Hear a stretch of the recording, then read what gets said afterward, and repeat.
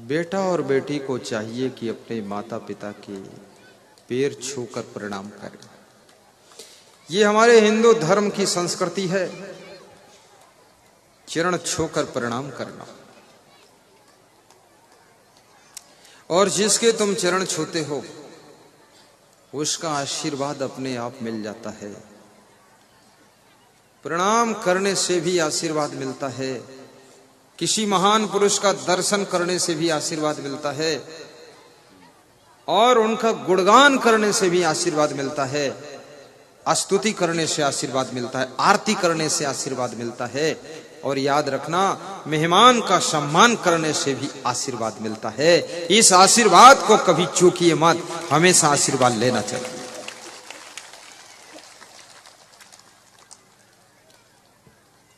और दान करने से भी आशीर्वाद मिलता है। ये दान बहुत बड़ी चीज है। और कभी कभी गुरु के चरणों में सत्संग में जाइए तो मांस मछली अंडा नशा शराब की आदत को दान कीजिए, गुस्सा करने की आदत को दान दीजिए, अधिक खाने की आदत को दान कर दीजिए, नाराज होने की आदत को दान कीजिए, आलस्य को दान कीजिए, अभिमान को दान कीजिए, वासना को दान कर दीजिए।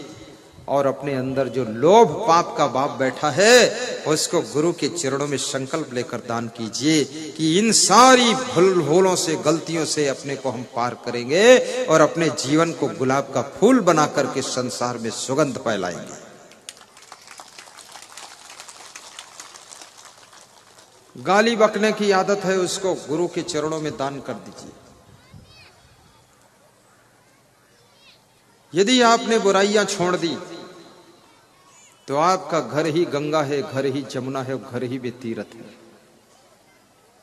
और तीर्थ में जा करके भी अगर आपने गलतियां किया है, पवित्र तीर्थ में गंदा कर्म किया है, उस पाप का फल तुमको जरूर भोगना पड़ेगा। तीर्थ में जा करके किसी के पैसे मत चुराइए। तो क्या गांव में चुराना चाहिए? यहां भी मत चुराइए। किसी का मोबाइल गिरा हुआ मिल जाए उसको दे दीजिए, लालच मत कीजिए। एक मोबाइल में तुम अमीर नहीं बन जाओगे, और उसका मोबाइल दे दोगे उसकी आत्मा बार बार तुमको दुआएं दे देगी और तुम 10 मोबाइल वाले हो जाओगे। मोबाइल तो मोबाइल है, तुम कार वाले बन जाओगे।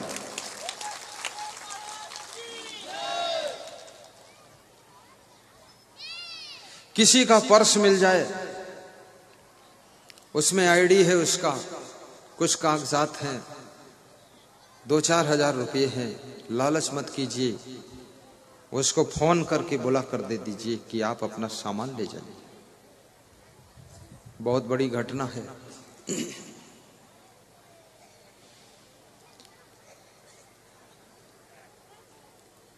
एक बालक उत्तर प्रदेश बाराबंकी जिले में रहता था। उसके पिता ने बहुत सारे लोगों से उधार लिया था, कर्जा लिया था, दुर्गीलाल। और पिता कर्जा लेकर मर गया। छोटा बालक था, इकलौता बच्चा था अपनी मां का। बहुत बड़ी परात में चना मुरमुरा पकोड़े बेचता रहता था। तो जिनसे उनके बाप ने कर्जा लिया था वे लोग उस बेटे से मांगने आते थे, पैसा तुम दो, तुम उनके पुत्र हो। बोलता था सबका पैसा दे दूंगा, थोड़ा इंतजार कीजिए, तसल्ली कीजिए, बड़ा हो जाऊंगा तो सबका पेमेंट कर दूंगा। सभी लोग इंतजार में बैठे थे, लेकिन एक क्रोधी आदमी आया, बोला कि मेरा तो तुरंत दो। तो उसने कहा तुरंत है नहीं। तो उसने उसके लात मारा उस बालक को, और उसके सिर पर जो रखा था सब चना मुरमुरा पकोड़े, उसको लात मार के फेंक दिया, और उस बच्चे को भी लात मार कर गिरा दिया। बोला तेरा बाप बेईमान, तू भी बेईमान, ऐसा बोला।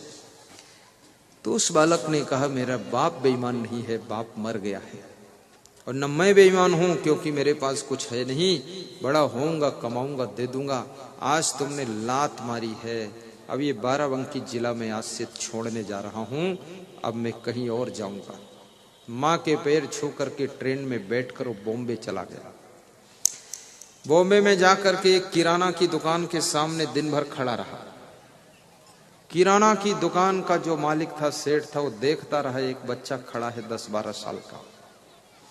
शाम को जब दुकान बढ़ाना हुआ, बंद करना हुआ, तो उस बालक से पूछा कि तुम कहां से आए? बोला बाराबंकी जिला उत्तर प्रदेश से आया हूं। बोले उत्तर प्रदेश से तुम आए हो बेटे, क्यों यहां खड़े हो सुबह से लेकर शाम तक? तो उसने पूरी कहानी सुनाई कि लात खाकर आया हूं, अब बाराबंकी वापस जाना नहीं चाहता हूं। क्या नौकरी करोगे? बोले करना ही चाहता हूं, कोई और रास्ता नहीं। नौकरी किया, दौड़ दौड़ कर काम करता था। 10-12 साल का लड़का, उसके काम को देखकर वो सेठ खुश हो गया। तो सेठ ने कहा एक काम और किया करो, मेरी लड़की स्कूल जाती है, उसको स्कूल पहुंचा दिया करो और शाम को लेने भी जाया करो और दुकान पर दिन भर काम करो। तो उससे सामान भी ढुलाते थे, काम लेते थे और कभी कभी उसके पहचान के लिए कभी 100 रुपये वो सेठ डाल देता था, कहीं 50 रुपये फेंक देता था दुकान में। और जब वो बालक सुबह झाड़ू लगाता था तो जो मिलता था 100-50 रुपये सेठ जी को देता था कि आपके रुपये इधर उधर पड़े थे, कोई उठा लेगा, सेठ जी संभाल कर रखा करो। सेठ जी ने उसकी 5 साल तक परीक्षा ली। वो बालक बहुत ईमानदार, बहुत परिश्रमी, बहुत संतोषी, बड़ा सुंदर स्वभाव का। तो एक दिन सेठ ने पूछा क्या तुम पढ़ना भी चाहते हो, पढ़ोगे? उसने कहा आप पढ़ाओगे तो पढ़ लेंगे। तो उसको स्कूल भेजना शुरू किया, वो भी पढ़ने लगा। पढ़कर जब तैयार हुआ तो सेठ ने सोचा इतना सुशील बालक, इतना महान बालक, मेरे भी एक ही बेटी है, इसी के साथ विवाह कर दूं तो क्या फर्क है। उस बालक से पूछा विवाह करोगे? बोले हम गरीब मजदूर का विवाह कौन करेगा, हमें नौकरी मिल गई वही बहुत है। बोले मैं अपनी बेटी आपके साथ दे देता। उसका विवाह कर दिया। अरबों की संपत्ति का मालिक वो 1 मिनट में बन गया और वो सेठ तो मर गया। अब दोनों पति पत्नी सेठ और सेठानी बन गए।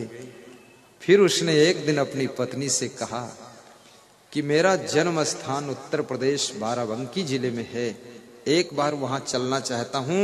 मेरे बाप ने जिनका जिनका कर्जा लिया था उसका पेमेंट करना चाहता हूं। तो बॉम्बे से वो अपनी कार से, एम्बेसडर से बैठ कर आया। आज के 70 साल पहले की घटना है। और वहां आया और जिनका जिनका कर्जा था नगद पेमेंट किया और वहां पर अपना, जहां उसका घर था, उस घर की जगह पर मंदिर बना दिया। और मंदिर का जो मेन गेट है वहां पर अपनी मूर्ति, खुद की मूर्ति लेटी हुई बना दिया गेट पर कि मेरे ऊपर लात रख करके, पैर रख करके अंदर जाइए और भगवान का दर्शन करिए, क्योंकि लात का मारा हुआ व्यक्ति इस मंदिर को बनाया है, इसलिए उसके ऊपर लात रख करके दर्शन करो। आज भी वो मंदिर बना हुआ है, उसकी मूर्ति बनी हुई है, लेकिन कोई समझदार व्यक्ति उसकी मूर्ति के ऊपर लात रख करके मंदिर के अंदर नहीं जाता है। सब समझ। और अपनी बूढ़ी मां को बॉम्बे ले गया और बोला आप दोबारा यहां नहीं आना है बाराबंकी, इसको त्याग करना है, बॉम्बे में ही रहना है। सज्जनों और देवियों, ये क्या खेल है, ये क्या करिश्मा है। ये यही है कि यदि आपके अंदर ईमानदारी है, आपके अंदर वफादारी है, आपके अंदर काम करने की कला है, तो जहां बैठने का स्थान नहीं मिल सकता है वहां लेटने की जगह मिल जाती है। और जहां तुम्हारा जीरो है वहां के तुम हीरो बन जाते हो। और जहां कुछ नहीं तुम्हारा है वहां सब कुछ तुम्हारा हो जाता है। इस बात को याद रखना। इसलिए किसी का छोटा छोटा सामान लालच मत कीजिए। कितने लोग यहां सत्संग में आते हैं, चप्पल दूसरे के उठा ले जाते हैं। एक आदमी कह रहा था कि 40 साल से चप्पल खरीदा ही नहीं और पुराना कभी पहनता भी नहीं। तो मैंने कहा तुझे नया कौन देता, ससुराल वाले? बोले नहीं, आपकी कृपा से मिलता है। जहां आपका सत्संग होता है वहां पुराना चप्पल छोड़ देता हूं जो सबसे अच्छा नया होता है उसको पहनकर सत्संग समाप्त होने से पहले निकल जाता हूं।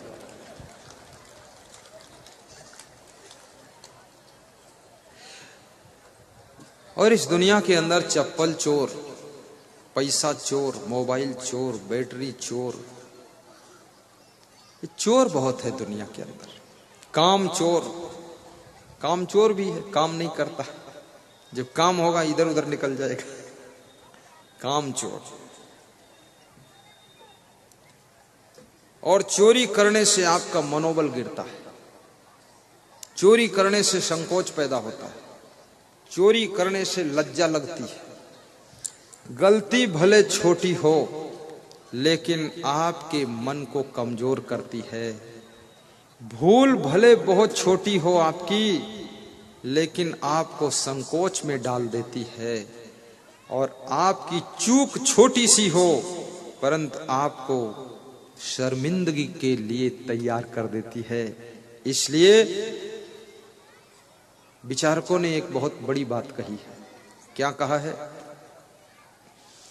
1000 फूल कम है गला को सजाने के लिए। क्या बोल रहे हैं उमा साहब? 1000 फूल कम है गला को सजाने के लिए। बाबा आगे की कहानी आप बताएंगे। खड़े हो जाइए, बैठ जाइए। 1000 फूल कम है गला को सजाने के लिए। आज मुझे माला पहनाने के लिए बहुत से माला लाए हैं भक्त लोग। अरुण महतो, कपिल राय, देव शरण जी और राम कुमार जी और गांव के सब भक्त। कल वे बड़े असमंजस में थे कि माला क्या लाऊं, गुलाब की माला मिलती नहीं है और गेंदा की माला मुरझा जाती है, अच्छी नहीं लगती है। तो मैंने उनको सलाह दिया तुम प्लास्टिक की माला ले आओ, ना मुरझाएगी ना सड़ेगी। आज पहनाओ चाहे कल पहनाओ चाहे 6 महीने बाद पहनाओ। तो ये बड़ी सुंदर माला लाए और एक माला मैं पहन के प्रवचन कर रहा हूं, इसलिए इसकी कीमत भी अदा कर लूं। और साथ साथ में ये प्लास्टिक की माला है, इससे कपड़ों में दाग भी नहीं लगेगा। फिर भी उनके मन में था एक माला पहनाऊं कि 2 पहनाऊं, तो 4-5 माला ले आए और सब पहना दिया था। तो मैं और तो निकाल के यहां रख दिया, एक पहना, क्योंकि वो हाथ में फंस जाएगी, हम हाथ चलाते ना प्रवचन। लेकिन उनको लगता था माला कम है। ये डुमरिया वासियों को ऐसा लग रहा है, शहीद नगर वालों को, कि फूल कम है और फूल माला होते तो अच्छा था, गुरुदेव को खूब सजाते। हमारे साईं बाबा, नेपाली बाबा भी बेलपत्र पत्री, देखिए उनकी भावना। जैसे शंकर भगवान को बेलपत्र चढ़ाए जाते हैं, बेलपत्र लाए हैं कि जैसे शिव जी सृष्टि का पूरा विनाश करते हैं, गुरुदेव आप अपने ज्ञान की अग्नि के द्वारा लोगों की सारी बुराइयों का विनाश कर देना। आप शिव के समान हैं, इसलिए बेलपत्री आपको चढ़ा रहा हूं। बाबा ने हमें सहारा दिया, इशारा दिया, संकेत है कि सबकी बुराइयों को भस्म करके जाना। तो 1000 फूल कम है गला को सजाने के लिए। एक भूल काफी है जिंदगी भर रुलाने के लिए, जिंदगी भर रुलाने के लिए। एक भूल काफी है जिंदगी भर रुलाने के लिए, जिंदगी भर रुलाने के लिए। नाव में छोटा सा छेद होता है, वही काफी है नाव को डुबाने के लिए। गाड़ी में छोटा सा पंचर हो जाता है, वही काफी है गाड़ी को खड़ा करने के लिए। और याद रखना, आपके शरीर में छोटी सी बीमारी होती है, वही बीमारी काफी है आपको बेड पर पड़ा करने के लिए, पड़ा रखती है। और संसार में छोटी सी गलती बहुत बड़ा नुकसान करती है, और बड़ों की गलती होती है तो सैकड़ों की गर्दनें कलम हो जाती हैं। बड़े लोग गलती भी छोटी नहीं करते, वो गलती भी बड़ी करते हैं। जैसे आपके देश के प्रधानमंत्री केपी शर्मा साहब, अगर वो गलती करे, गलत डिसीजन ले ले, गलत एक्शन कर दे, मिस्टेक कर दे, तो उसकी गलती पूरे नेपाल वासियों को संकट में ढकेल सकती है, सभी को दुख में डाल सकती है। इसलिए केपी शर्मा को बहुत सावधान रहना चाहिए। भारत देश के प्रधानमंत्री नरेंद्र मोदी, अगर उससे एक छोटी सी गलती हो जाए तो देशवासी सब खतरे में पड़ सकते हैं। आपके घर के मालिक से छोटी सी गलती हो जाए तो पूरा घर संकट में पड़ जाता है। इसलिए गलतियां ना कीजिए, और एक बार गलती हो जाए तो याद रखना उसको गलती कहते हैं, और बार बार गलती हो तो उसे गलती नहीं कहते, फिर उसे अपराध कहते हैं। और जिंदगी भर गलती होती रहे तो उसको महापाप कहते हैं, महापाप कहते हैं। आइए गलती के ऊपर एक भजन गाते हैं। अगर गलती, बाबा सीधे बैठकर गाना, संकोच नहीं बाबा, शर्माना नहीं। अगर गलती रुलाती है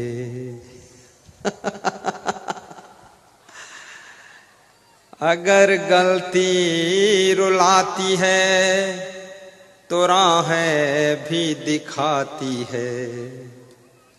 गलती से ज्ञान मिल जाता है।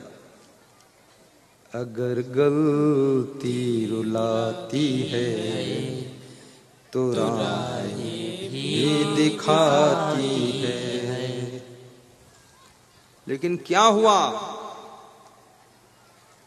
अगर गलती रुलाती है तो राहें भी दिखाती है।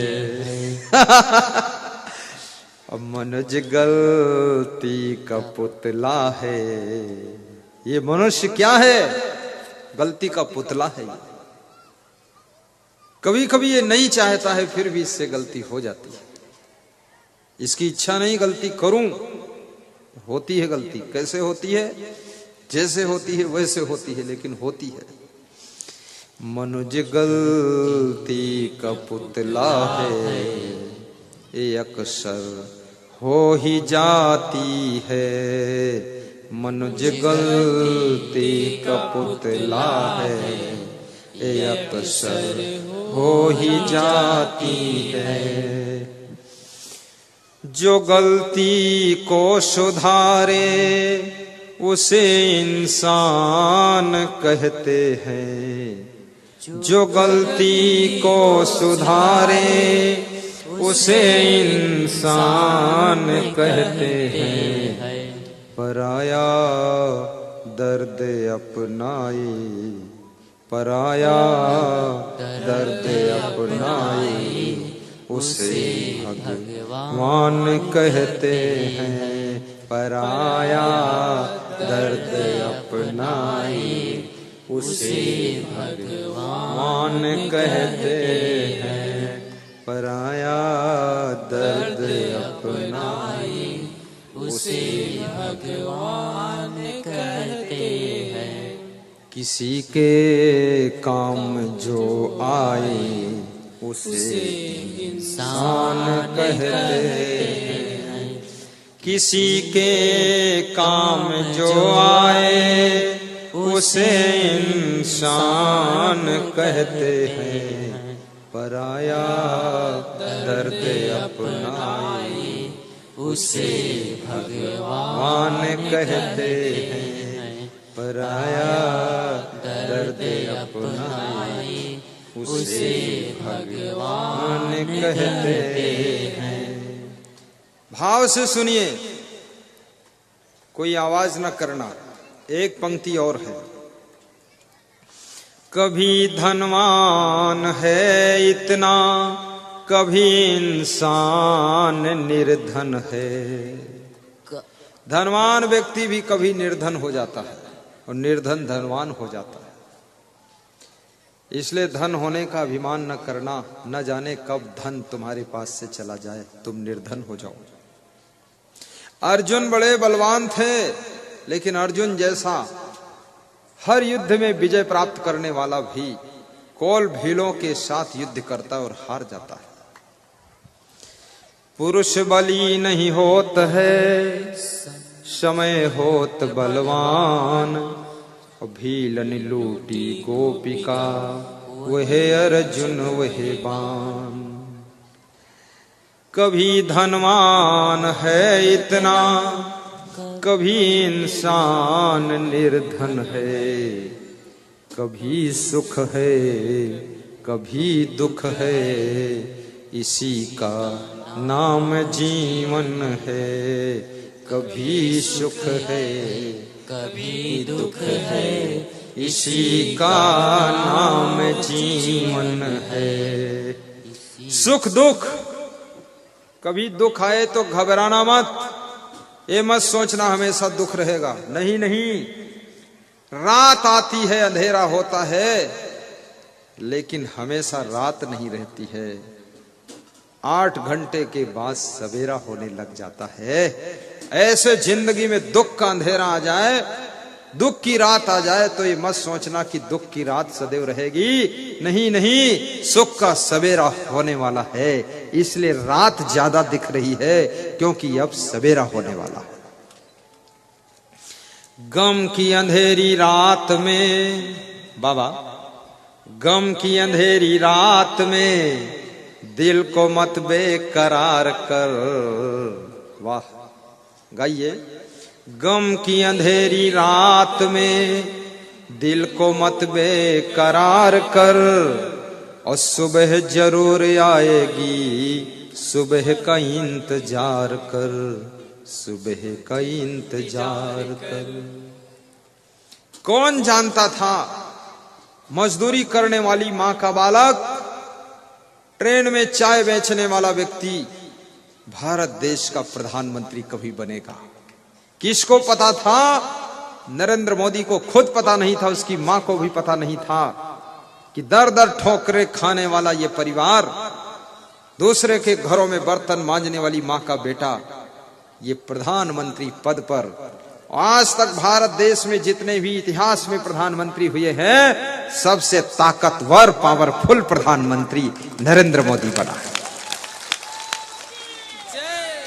गरीब घर में पैदा हुआ है, सोने के लिए खाट नहीं, बिछाने के लिए बिछौना नहीं, ओढ़ने के लिए साफ सुथरी रजाई नहीं, धक्का खाने वाला व्यक्ति आज सबको, पूरे वर्ल्ड में वो लाइट में है, कोई नरेंद्र मोदी है भारत देश में। यहां भी लोग जानते हैं कि मोदी जी मोदी जी। और बुद्धिमान है, इंग्लिश भी बोलता है, हिंदी भी बोलता है।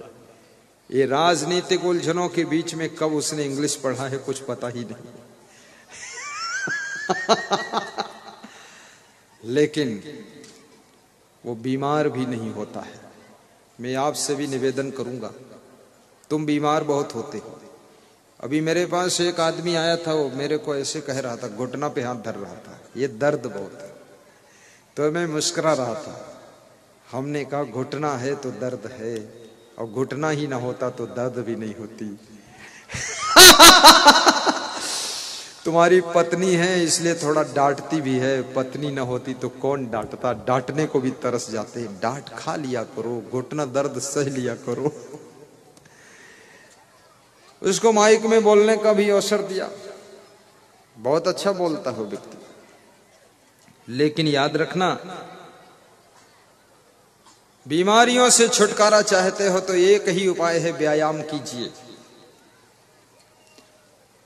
खेत में काम कीजिए, कुदाल फावड़ा चला दीजिए, बीमारियां निकल जाएंगी। डॉक्टर को फीस नहीं देना पड़ेगा, न दवाई ज्यादा खाना पड़ेगा। और खेत में काम नहीं है तो 2-4 भैंस पाल लीजिए, और भैंस को छोड़िए और भैंस भागे तो उसको 1 किलोमीटर रपटाइए, देखिए आपका स्वास्थ्य अच्छा हो जाएगा। और पति पत्नी दोनों रपटाओ तो बिल्कुल स्वस्थ हो जाओगे। लोग रपटाते नहीं है, लोग खुद ही भैंस जैसे बैठे रहते हैं, कुछ करते ही नहीं है। एक आदमी से हमने कहा 2-4 भैंस पाल लो, तो बोला हमारे घर में पहले से 2-4 भैंस है। तो हमने कहा भैंसा? बोले भैंसा मैं खुद हूं, भैंस तो हमारे घर की स्त्रियां हैं। सब भैंस की तरह हम पड़े रहते, काम ही नहीं करते। अरे थोड़ा दौड़ो, मेहनत करो, परिश्रम करो, चमकेगा चेहरा। बिना काम किए मुखमंडल पर चमक नहीं रह सकती है। बिना ब्रह्मचर्य का पालन किए आपके तेजस्वी मुखमंडल नहीं हो सकता है। थोड़ा आपन तेज संभारो, आपे तीनों लोग हाँकते कांपे। अपने तेज को संभालिए, तेजस्वी बनो, ओजस्वी बनो, यशस्वी बनो, तपस्वी बनो।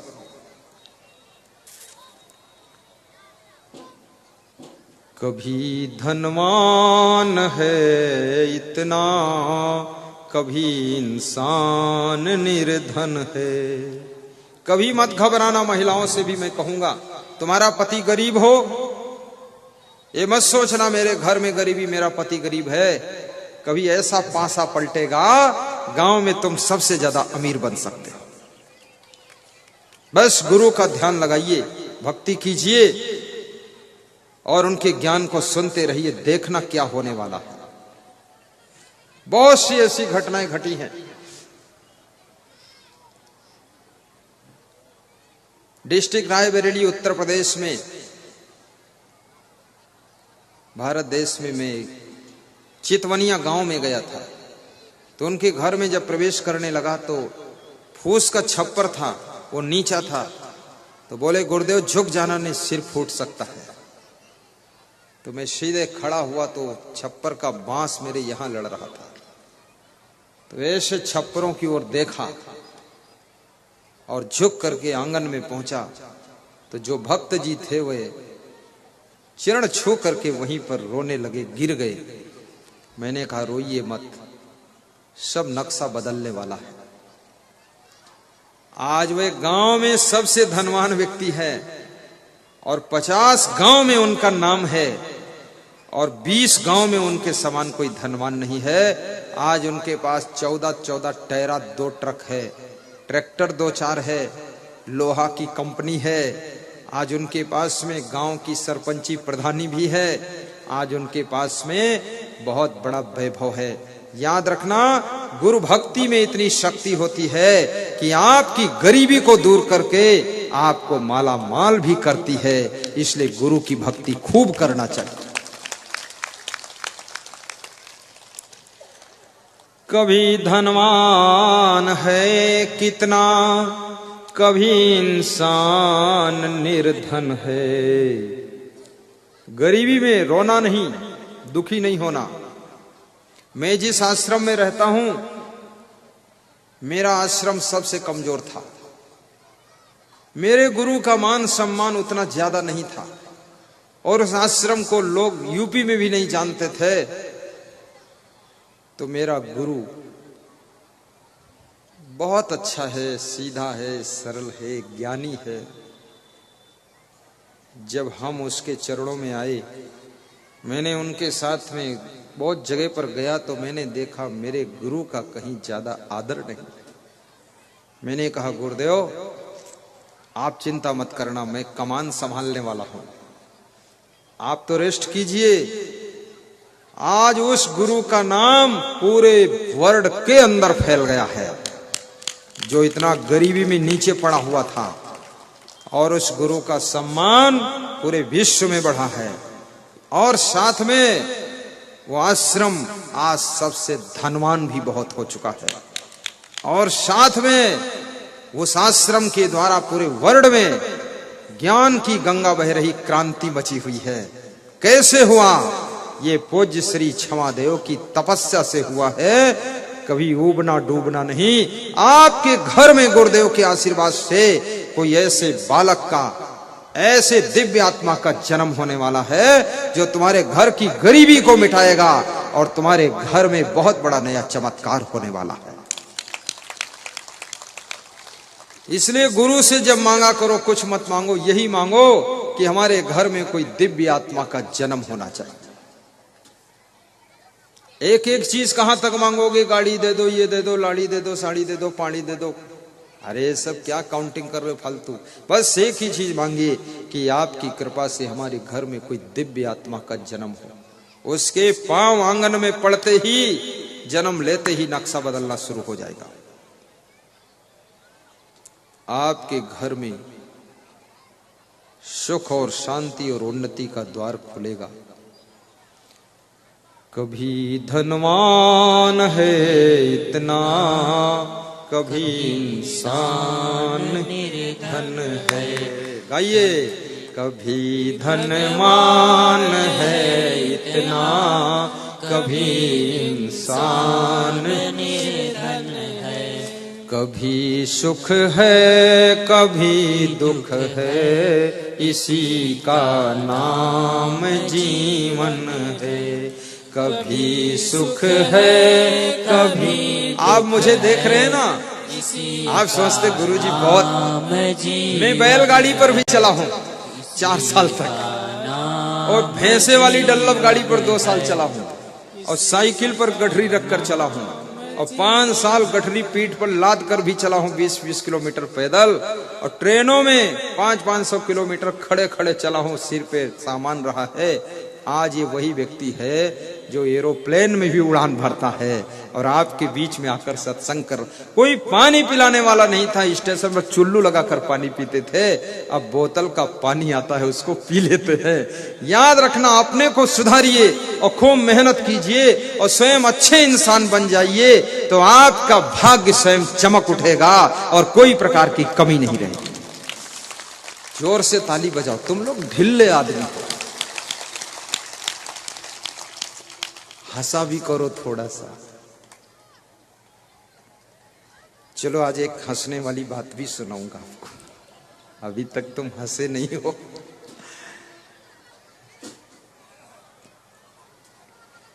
किसी के काम जो